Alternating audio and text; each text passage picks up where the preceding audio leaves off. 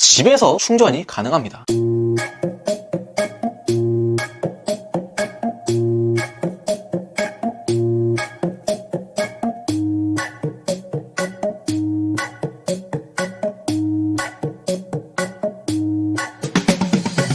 여러분, 혹시 수초 2탄 공급 때문에 고민하신 적이 있으신가요? 물론 2탄 없이 잘 자라는 수초들도 있지만 2탄 공급을 하고 안 하고에 따라서 수초의 색과 형태가 같은 종이라고 보기 어려울 정도로 달라집니다. 그렇다면 2탄은 왜 필요하고 어떤 방식으로 공급하는 게 가장 좋을까요? 오늘 영상에서 자세히 알아보겠습니다.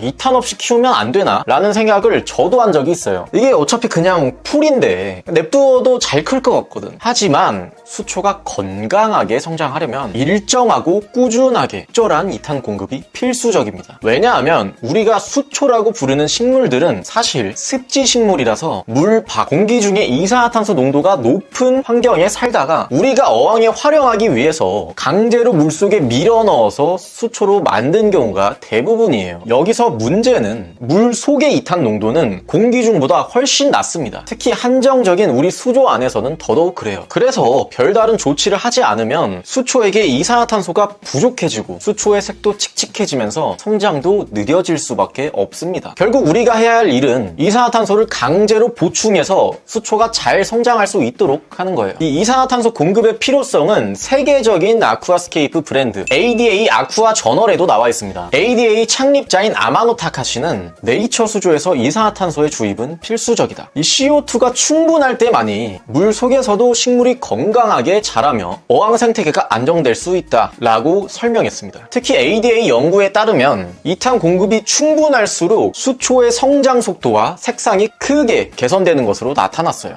2탄이 부족할 경우 수초가 스트레스를 받아 잎이 줄어들고 이끼 발생률이 증가한다고도 밝혀졌습니다. 즉 2탄 공급은 수초의 성장을 돕는 것뿐만이 아니라 수조의 전체적인 균형을 잡는 데 중요한 요소라는 거죠. 저도 이 내용에 동감합니다. 이처럼 2탄이 부족한 환경과 충분한 환경에서 수초의 성장 차이는 극명하게 드러납니다. 그렇다면 그냥 2탄을 공급하면 되는데 2탄 공급이 왜 어려운 걸까요? 바로 가격과 유지보수 때문입니다.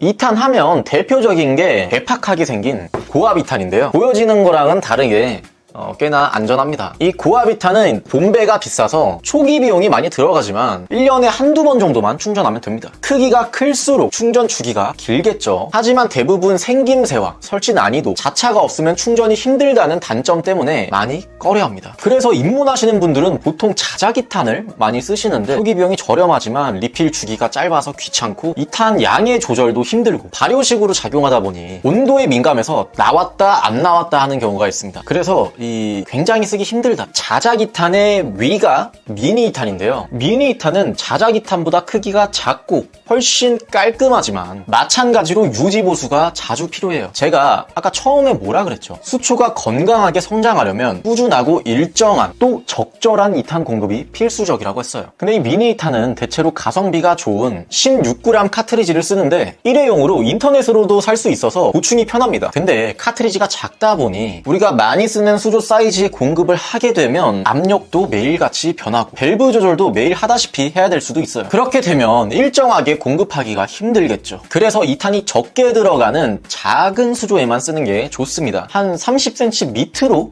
쓰는 게 좋을 것 같아요. 자작 2탄과 미니 2탄을 큰 수조에 맞게 공급을 한다면 빠르게 소진되어서 이 쓰레기만 좀 많이 만들어지고 반대로 적게 공급하면 이 2탄 공급하는 의미가 없어지죠. 그래서 충전의 편의성을 갖추면서 진입을 쉽게 할 수 있는 게 바로 화학 2탄과 소다 스트림인데 소다 스트림은 원래 탄산음료를 제조할 때 쓰는 이산화탄소 본배입니다. 본배 통을 구매해서 다 쓰고 인터넷으로 주문을 하면 1:1 교환 방식으로 바꿔가요. 저는 안 써봤습니다. 여러분도 잘 아시겠지만 저는 이 좀 외관에 많이 신경을 쓰잖아요. 그러니까 이 스펙이 고압 2탄 정도는 아닌데 생긴 게 그렇게 이쁘지가 않아서 사실 딱히 쓰고 싶지가 않더라고요. 네. 그렇다고 안 좋은 게 절대 아닙니다. 정말 많이 쓰는 제품이에요. 이 수족관에서 같이 일하시던 형님이 이 소다 스트림을 쓰셨었는데 가정도 있고 하시다 보니까 시간이 많이 없다고 하시더라고요. 그런데 이제 막 와서 1:1로 교환해가고 이렇게 해주니까 편하다. 내가 뭐 수조가 큰 것도 아니고 많은 것도 아니라서 고압 2탄보다 그게 나한테 맞다. 이러시더라고요. 그리고 소다스트림 쓰시려면 650g짜리 본배를 구매하셔야 됩니다. 그게 가장 가성비가 좋아요. 마지막으로는 화학 2탄인데 얘는 충전 기간이 미니 2탄이나 자작 2탄 대비 훨씬 길면서 집에서 충전이 가능합니다. 이게 개사기예요. 고압 2탄처럼 엄청 길게는 못 쓰지만 이 통 사이즈가 크면은 꽤나 길게 씁니다. 저는 이거 이자에 1초에 2방울 좀 넘게 쓰는 것 같은데 2리터 기준으로 한 달 넘게 아직도 잘 나오고 있어요. 보이시죠? 일단 외관상으로 전체 2탄 본배 중 1등입니다. 진짜 개간지예요.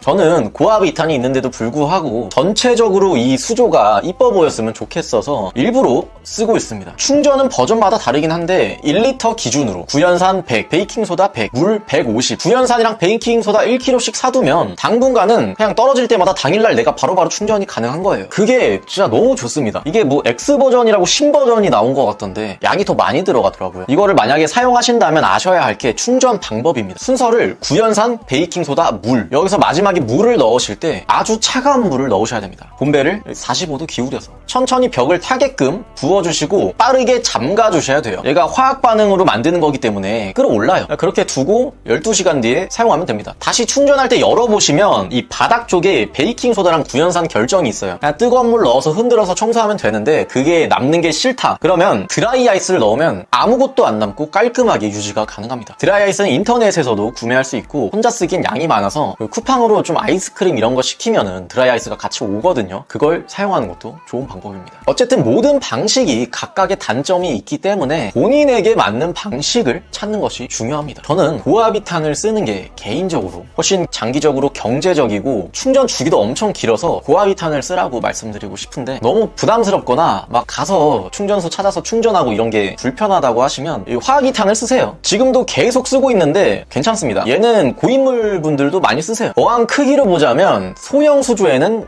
미니 2탄, 미니 2탄이 자작 2탄보다 훨씬 나아요. 일단 온오프가 되잖아. 자작 2탄 그거 안 되거든요. 중소형 수조에는 이 화학 2탄, 중형 이상이다. 한 3자부터는 고압 2탄 아니면 소다스트림. 대형 수조나 내가 수조를 여러 개 운영한다. 그러면은 고압 2탄에 그냥 분배기를 써서 이용하시는 게 가장 좋은 방법입니다. 결론적으로 수초를 건강하게 키우려면 2탄 공급이 필수적이고 다만 본인의 어항 크기, 예산, 유지보수 부담을 고려해서 적절한 방법을 선택하는 것이 가장 중요합니다. 사실 저도 처음에는 2탄이 뭔지조차 몰랐어요. 뭐 안 찾아봤으니까. 왜냐하면 그냥 이 물만 갈아주면 수초가 자랄 줄 알았거든요. 아니다. 수초가 있어서 오히려 물을 정화해 줄 줄 알았어요.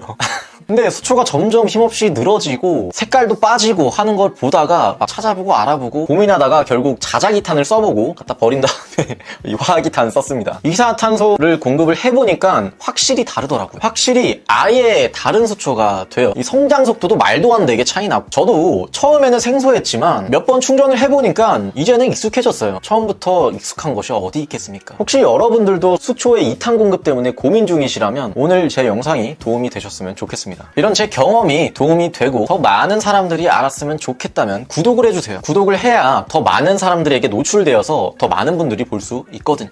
여러분들도 어항을 꾸미면서 겪은 일들이 있다면 댓글로 다른 분들께 공유해주세요. 같이 이야기 나누면서 더 아름다운 수조를 만들어 봅시다. 오늘도 봐주셔서 감사합니다.